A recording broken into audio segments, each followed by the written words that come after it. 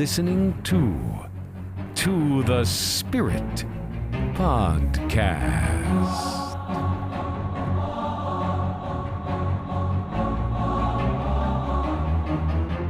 Hi, friends, and welcome to the Spirit. I'm Beck. And I'm Steph. Hey, Steph. Hi, Beck.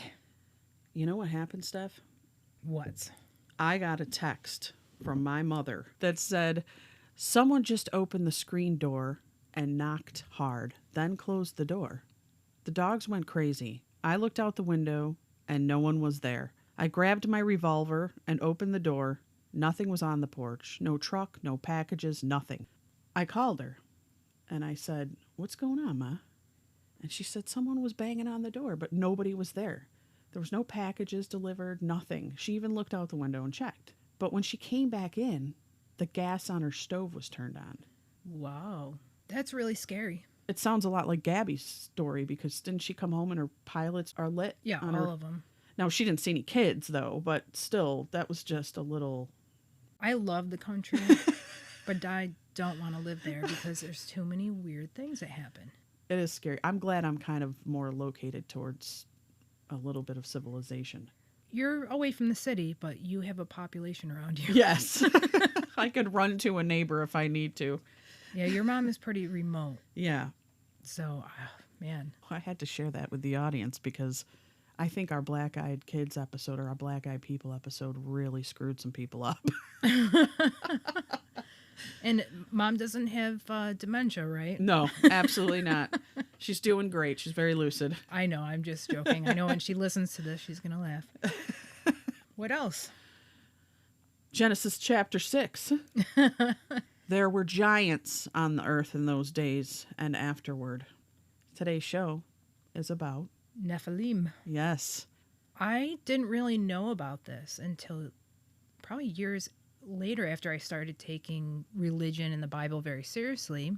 And it really came to a shock to me. So when I first learned about it, I had this Bible from somewhere that had like little comments, like whoever the scholars were that went through the Bible, they would leave little notes or whatever. Mm-hmm. So it was a Bible that had notes. Okay. That are printed in there, not someone's like handwritten. Oh, okay. I thought you were talking like notes. Post-its. No. And there's a name for that type of Bible. I just can't remember. So I looked it up, and the person who wrote it in there believes that there was ancient ruins back then that were so incredibly large that they couldn't imagine building it themselves in this next generation because they were so big. Just like how we look at the pyramids. A lot of people speculate it could be aliens. Well, he kind of said in there that there's no giants, it's just leftover civilizations with these big giant structures, so they are using their imagination. I thought that was the worst thing I was like, that doesn't make any sense either. Because when you really look at the stories of the Bible, it's very serious. I mean, it's very serious when it's talking about this, and it's kind of scary. I really think about it. And no one, neither the Jews nor the Christians, they have certain Hebrew words that mean Nephilim. They also mean other things too. Mm-hmm. And there's this level of interpretation of what it means. Is it a fallen angel? Is it remnants of the original peoples that were supposedly very gifted from God, like they were superhuman in a way? And I don't know, but it is quite frightening. It is. I'm going to go back to my theory that everything came from somewhere. Why wouldn't giants stem from something real? Well, there's real big people on this planet. Well, we know there's a possibility genetically, and for the most part, it's an abnormality. Right. Ironically, when I was looking up giantism, the people that happen this to the most are from Ireland. And I was surprised. But then there's areas of the world where you have dwarfism, and that can happen randomly. But there are places where they have found little type hobbit people, and they didn't have dwarfism. Very, very small people. I've seen pictures of my Italian relatives. They were definitely little people. I don't think there would be a store around that could accommodate them, how tiny they were. They probably had to buy adult pants and then chop the legs off. And hem them. Or use doll clothes. And I'm just thinking they didn't get enough protein where they came from. Oh. It was probably a lot of bread and pasta. Sounds stunted wonderful. Their growth.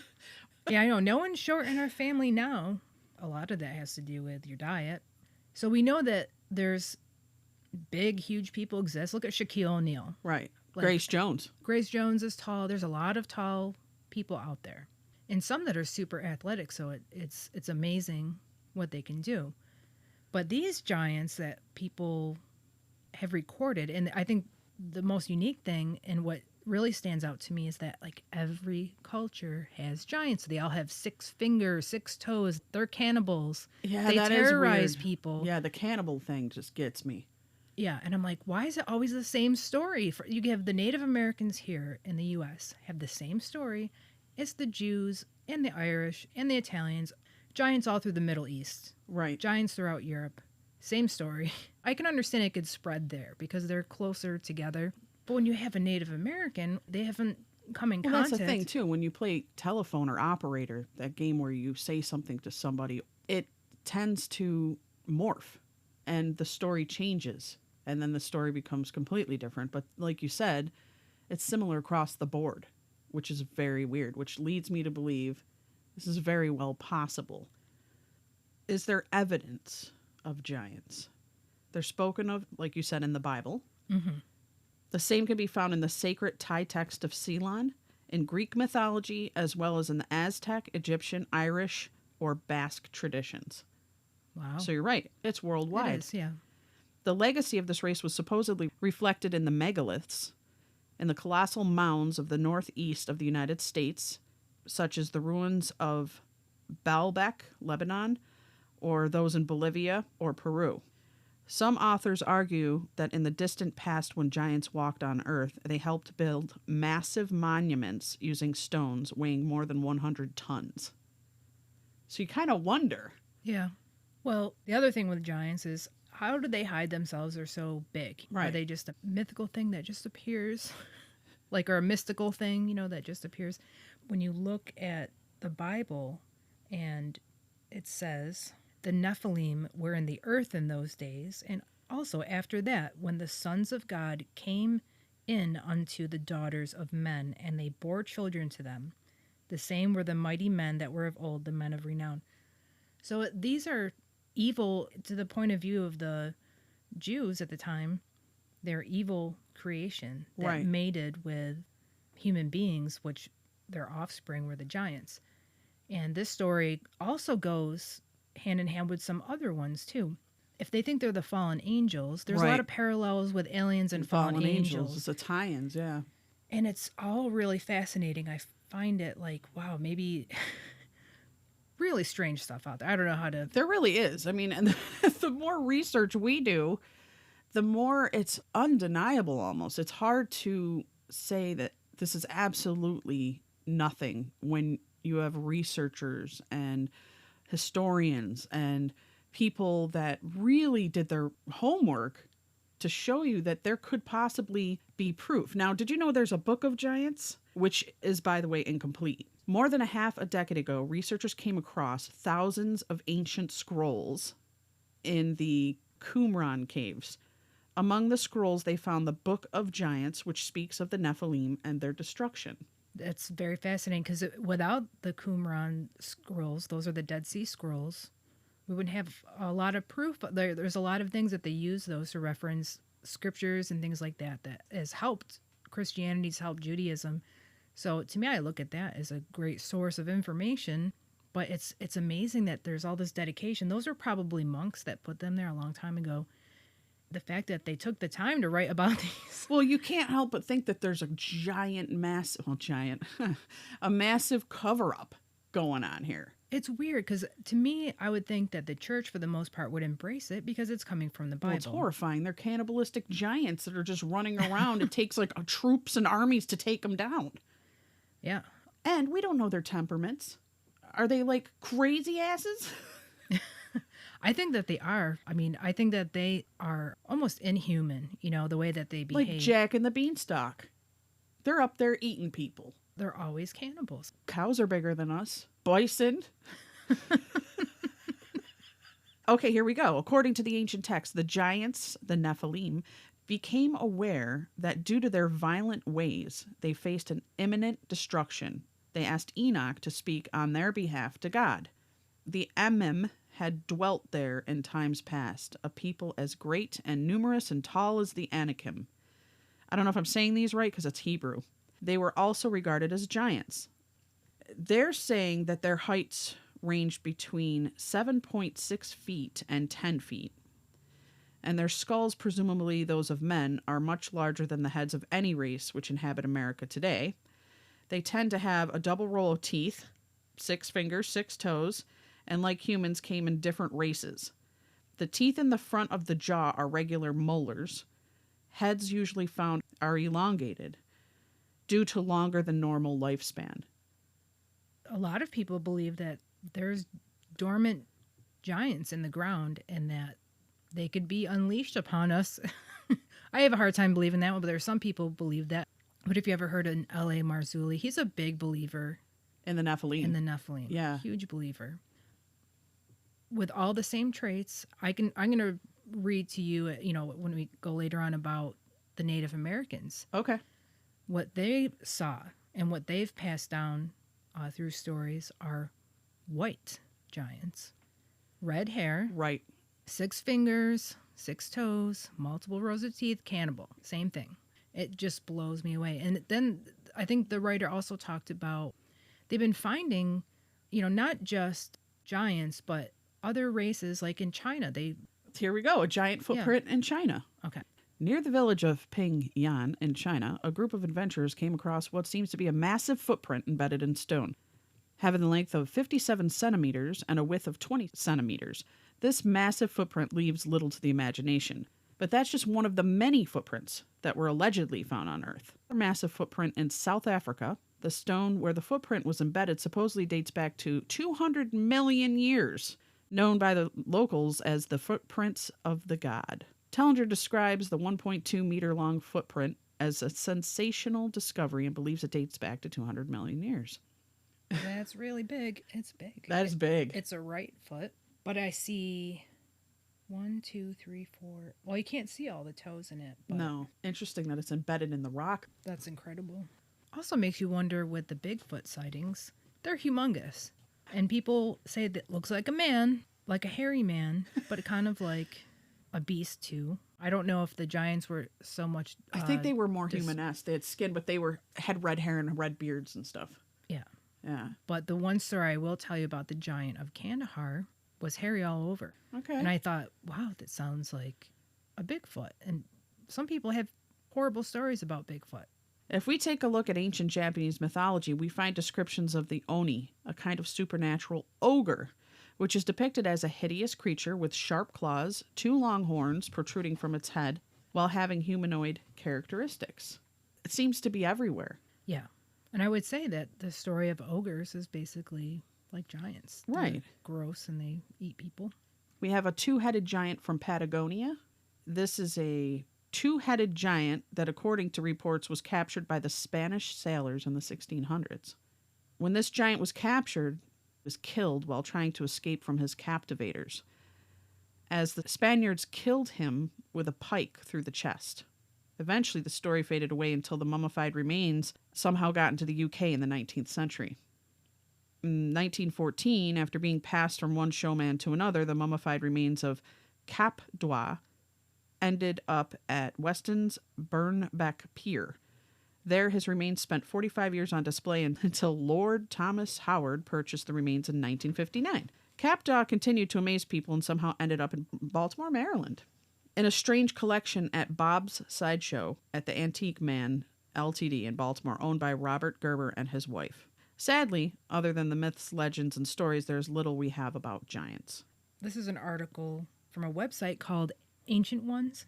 The title says, Ancient Race of White Giants Described in Native Legends from Many Tribes. The Choctaw.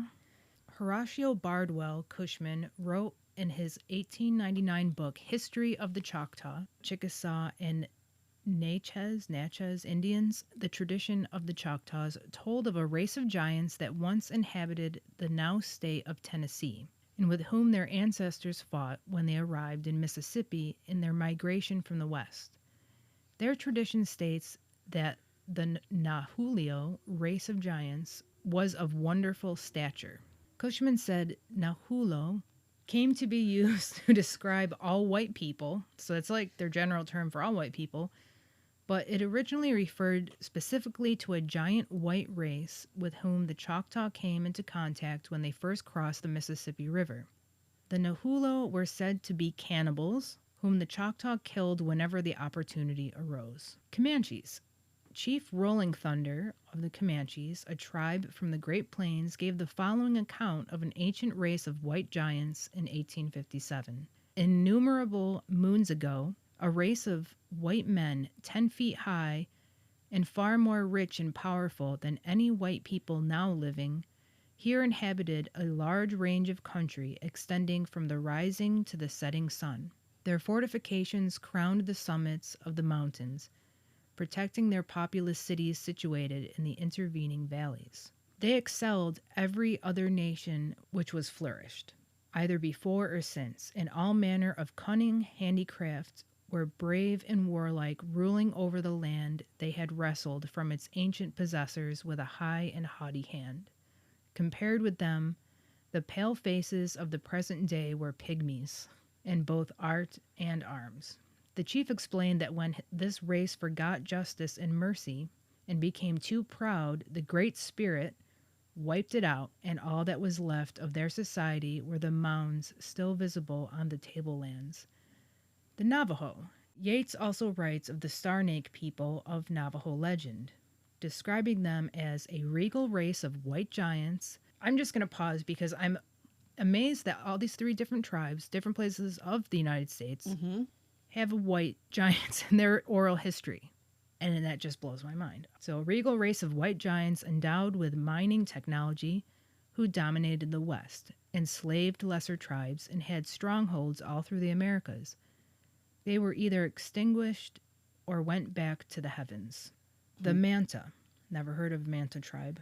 In 1553, Pedro Cieza de Leon wrote in Chronicle of Peru about legendary giants described to him by the Manta indigenous people. There are, however, reports concerning giants in Peru who landed on the coast of the point of Santa Elena. The natives relate the following tradition, which had been received from their ancestors from very remote times. There arrived on the coast in boats made of reeds as big as large ships, a party of men of such size that from the knee downward their height was as great as the entire height of an ordinary man. Though he might be of good stature, their limbs were all in proportion to their deformed size of their bodies, and it was a monstrous thing to see their heads, with hair reaching to the shoulders. Their eyes were as large as small plates.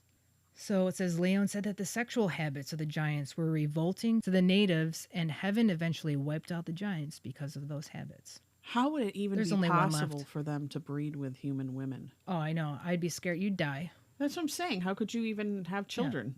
No. The Paiutes are said to have an oral tradition that told of red-haired white cannibals about 10 feet tall who lived in or near what is now known as Lovelock Cave, Nevada. It is unclear whether this oral tradition about the so-called Sitka giants existed or if it was an exaggeration or distortion of their legends made after the Paiutes were mostly killed or dispersed in 1833 by an expedition by explorer Joseph Walker. Brian Dunning of Skeptoid explored Paiutes legends and found no mention of the Sitka being giants. It seems there was, however, a people who practiced cannibalism and who lived in Lovelock Cave. Human remains have been found there, and a few of the human bones had the marrow removed, suggesting the marrow was eaten.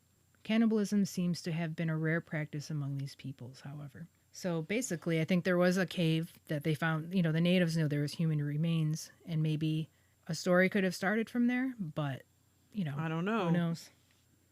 2013, after heavy storms in Ecuador, a large female skull was found in Aloha province. Science determined that the skull was approximately 600 years old. This skeleton stood at 7'4" tall, which was astounding because the average height of a woman in those days was 5'8". Now, I tried to look up to see if they had any photos of giants. You're not using DuckDuckGo. I should probably switch to that. Definitely. And this is not It's like in Ecuador. but it's a real one, they're saying? No, they found it in 2013.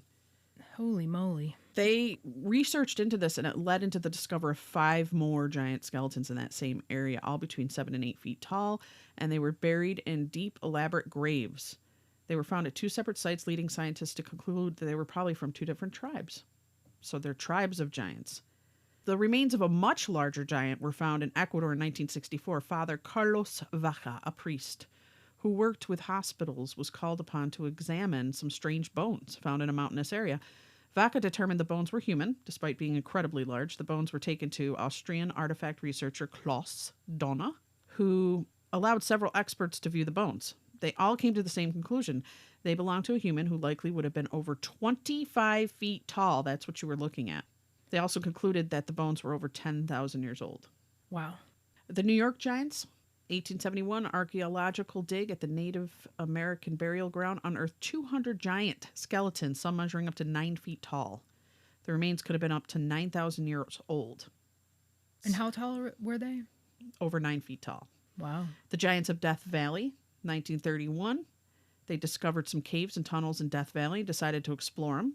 And what they at first assumed to be a small cave turned out to go on for 180 square miles. And one of the first things they discovered was some kind of ritual or religious hall covered in strange hieroglyphics. But stranger still was a discovery of 9-foot-tall humanoid skeletons. The story was officially reported in San Diego newspaper in 1947. The remains were mummified and estimated to be at around 80,000 years old. However, the story quickly faded. Now, you have to understand, North America was loaded with these things, but the Smithsonian went in and cleaned this all up. It said, You can't find that on Google either. no, DuckDuckGo, guys. DuckDuckGo, they don't censor what you find, but over the last 100 years, thousands of giant skeletons have been found throughout the world, especially in the American Midwest. So where's the evidence? One way or another, the Smithsonian Institute quickly caught wind of most of these giant findings and made evidence disappear. In most cases, those who exhumed the giant skeletons reported their findings immediately to the Smithsonian, naively trusting the Institute to do what was in the public's interest. Apparently, the Smithsonian's concept of in the public's interest included protecting Darwin's theory of evolution and the established historical narrative at all costs. In other words, lying to the public.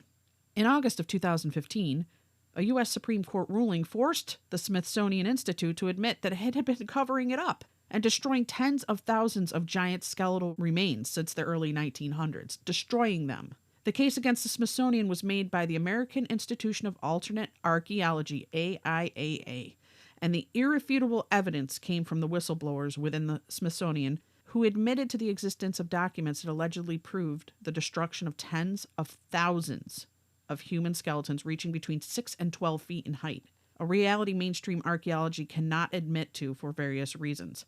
A spokesman for the AIAA explained, "There has been a major cover-up by the Western archaeological institutions since the early 1900s to make us believe that America was first colonized by Asian peoples migrating through the Bering Strait 15,000 years ago, when in fact, there are hundreds of thousands of burial mounds all over America, which the natives claim were there for a long time before them, and that show traces of highly developed civilization, complex use of metal alloys, and where giant human skeletons' remains are frequently found but still go unreported in the media and news outlets. A turning point in the court case was when a 1.3 meter long human femur bone was shown as evidence in court as the existence of giants. Wow. The evidence came as a blow to the Smithsonian's lawyers, and the bone had been stolen from the Smithsonian by one of their high-level curators in the mid-1930s, who had kept the bone all his life, and which had admitted on his deathbed in writing of the undercover operations of the Smithsonian. "It is a terrible thing that has been done to the American people," he wrote in the letter. "We are hiding the truth about the forefathers of humanity, our ancestors, the giants who roamed the earth as recalled in the Bible and ancient texts of the world." It's pretty incredible. I wouldn't doubt that there's some cover-up going on, especially when some people are coming out with some proofs.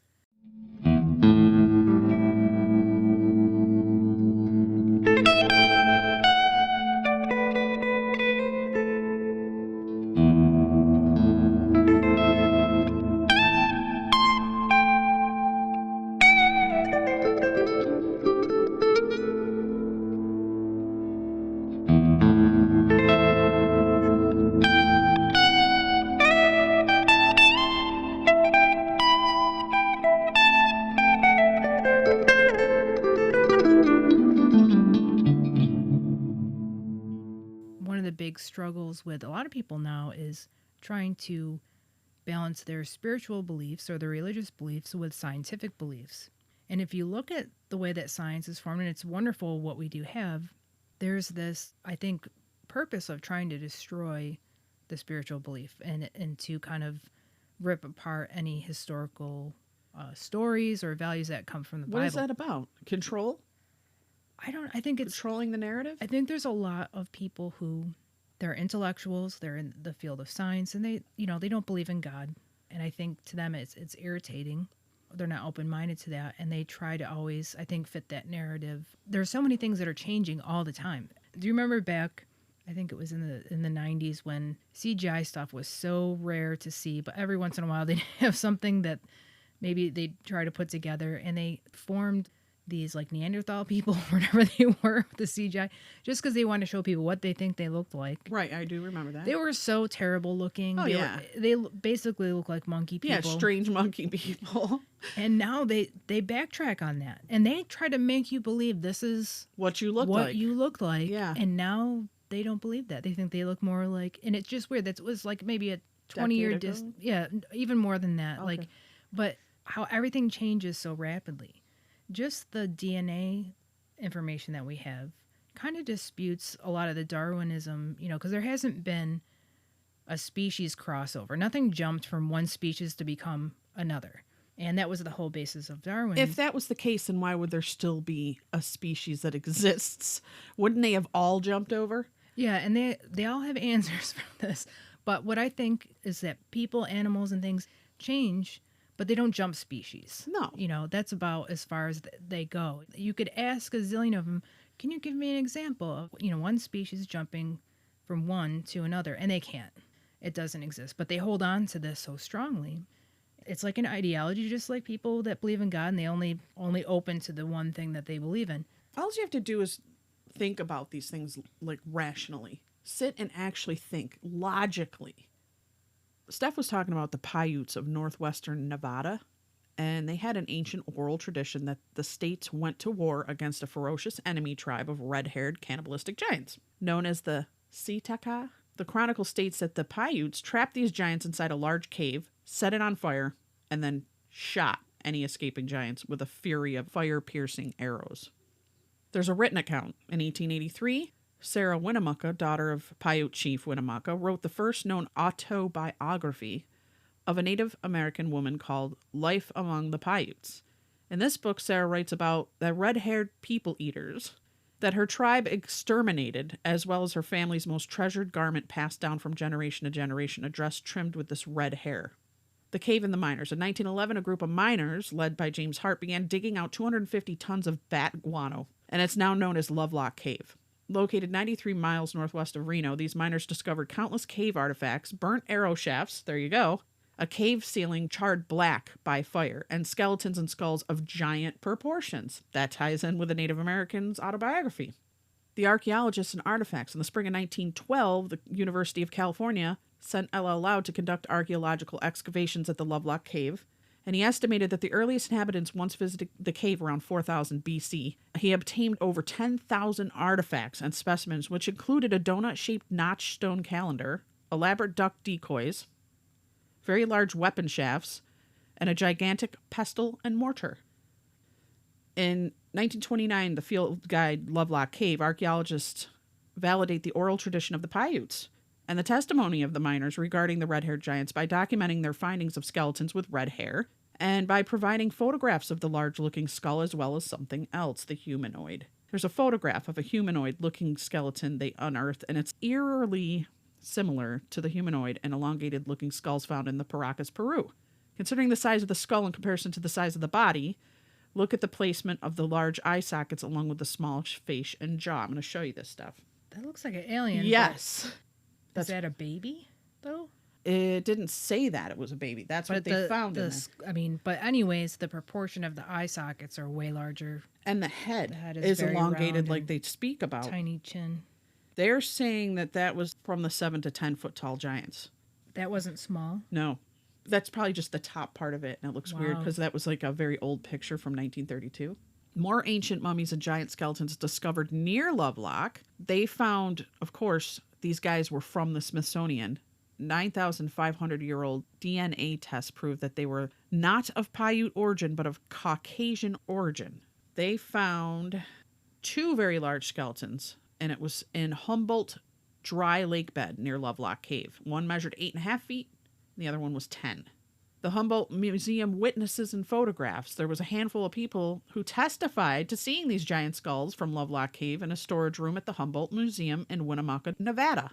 The photo was taken by Don Monroe back in the 70s and recently discovered among his things that were boxed up. They noticed the massive red skull in the middle that appears to have a double row of teeth. The testimony of the museum director in the cover-up.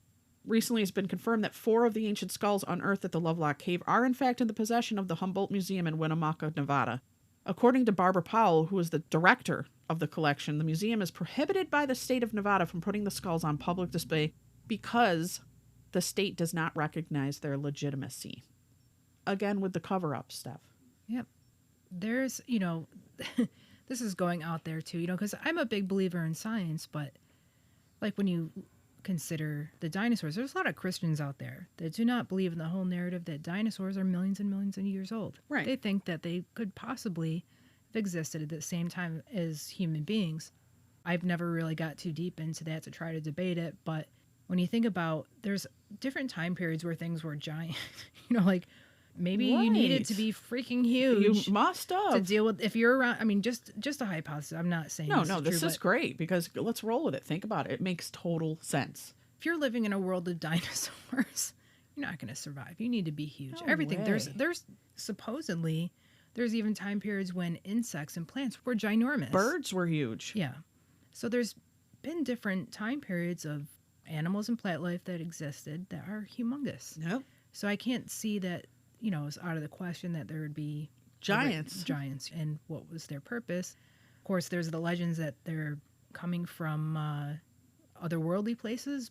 Possibility. Breeding with earthlings with their giant their giant pecker wreckers. Mary Sutherland of the red-haired giants of Rock Lake, Wisconsin.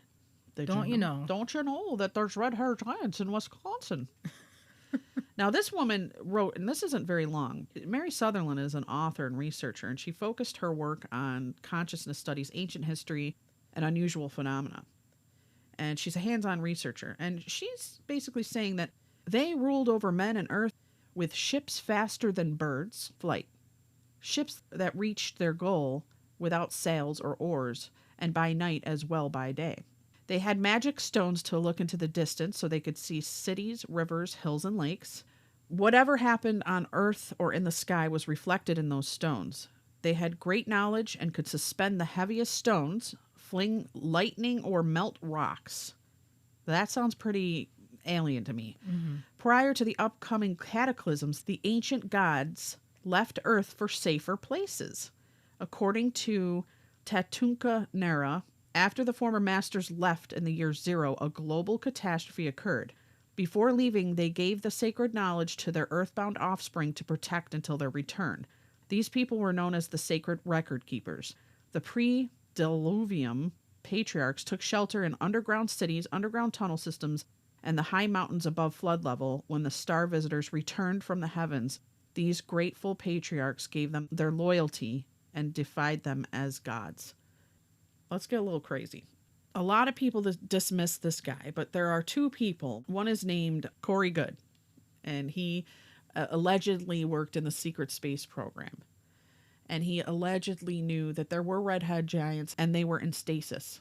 They had found these giants in stasis, and these giants could be awoken.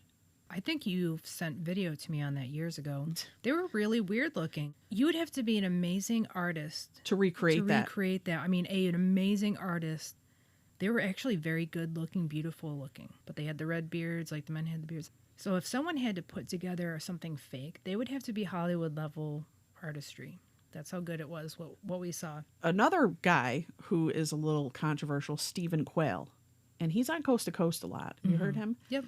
And he is a big proponent of the giants too. He believes, like L.A. Marzulli. Yeah, they work together, don't they? They might. I'm not sure.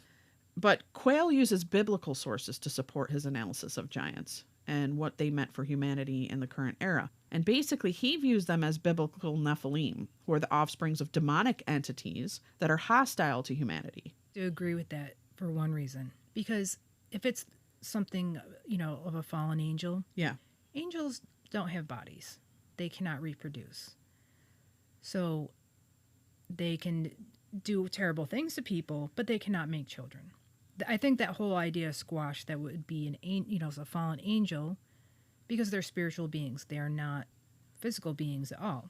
So I think it's more another type of creature that exists, just like we exist in the universe. They exist somehow mated with human beings. There's a video that was recorded in 2008 that I showed you, Steph, and features an alleged stasis being, not a giant, discovered in Kurdistan, region of Iran.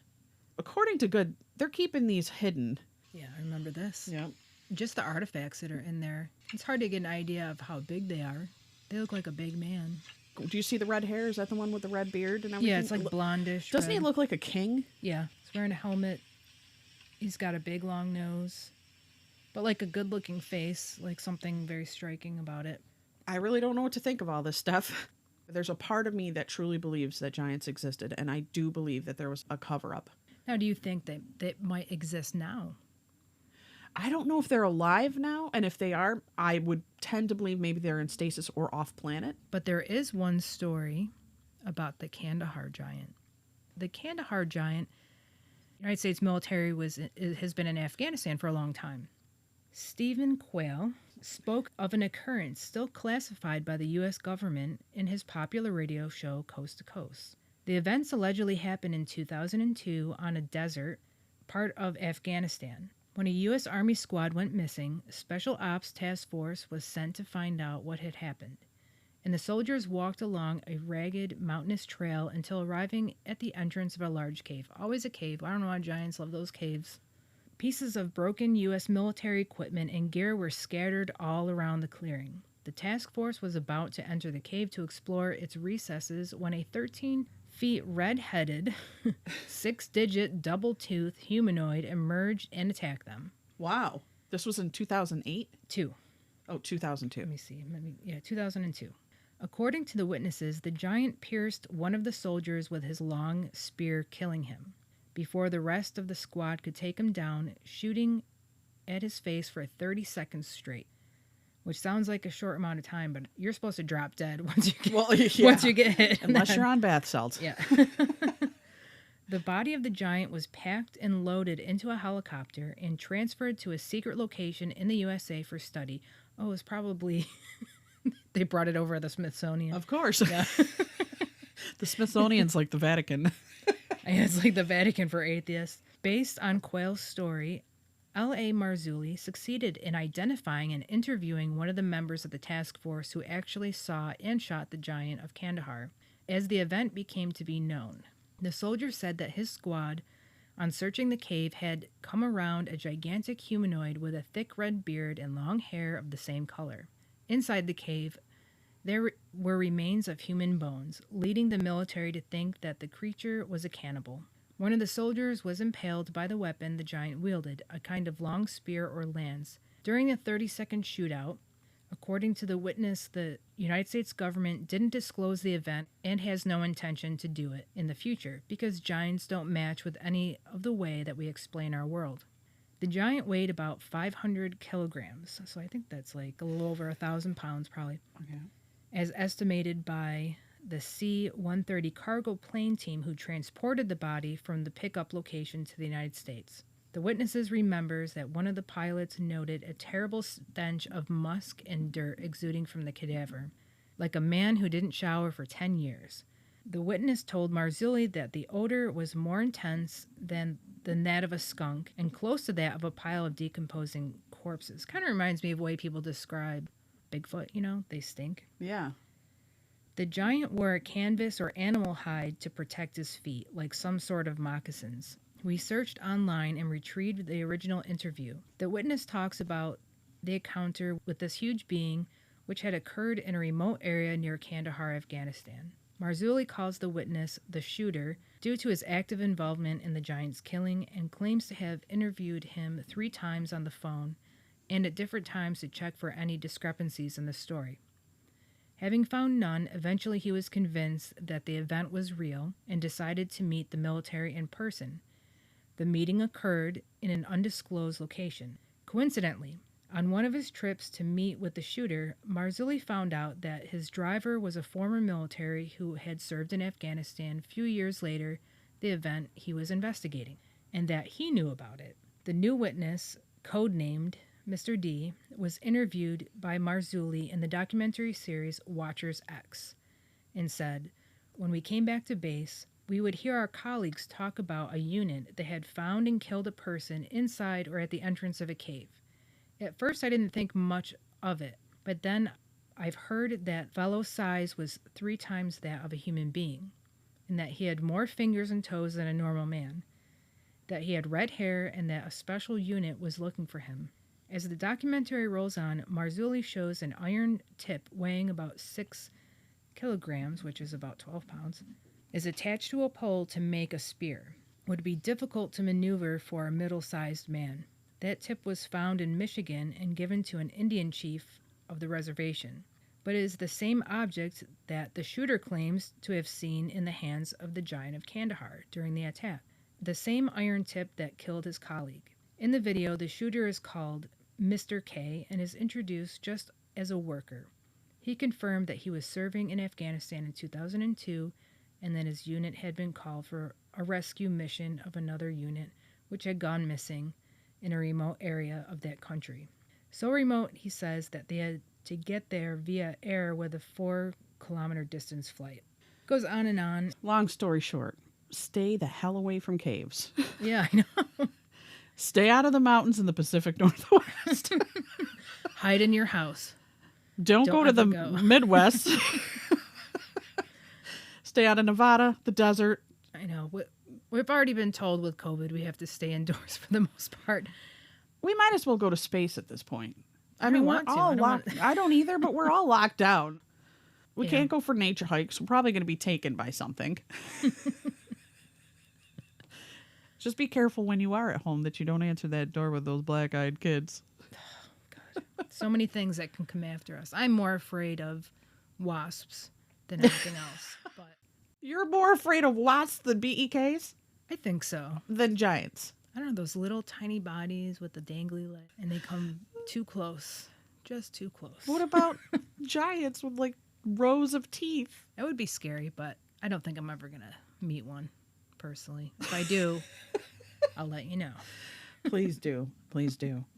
Well, listeners, we want to thank you for leaving us reviews, for sending in the emails, the questions, the comments, and for listening. You can reach us at tothespiritpod@gmail.com. You can find us at To The Spirit Pod on Facebook, Instagram, YouTube, and Twitter. And if you really want to find us, we'll be hiding in our houses from now on. For the rest of our lives. Bye, guys. To the Spirit Podcast. Supernatural Science. I'm ghost. Psychic. Mystic. Spirit. Divine Source. Heaven. The dead. It's magic.